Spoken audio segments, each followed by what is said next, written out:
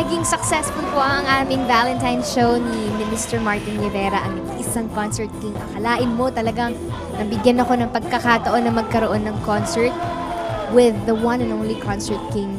Talagang isang napakagandang blessing at napakalaking achievement ito. Napakagandang pagpasok ng 2011. So thank you, Lord, and maraming salamat po sa lahat ng nanood.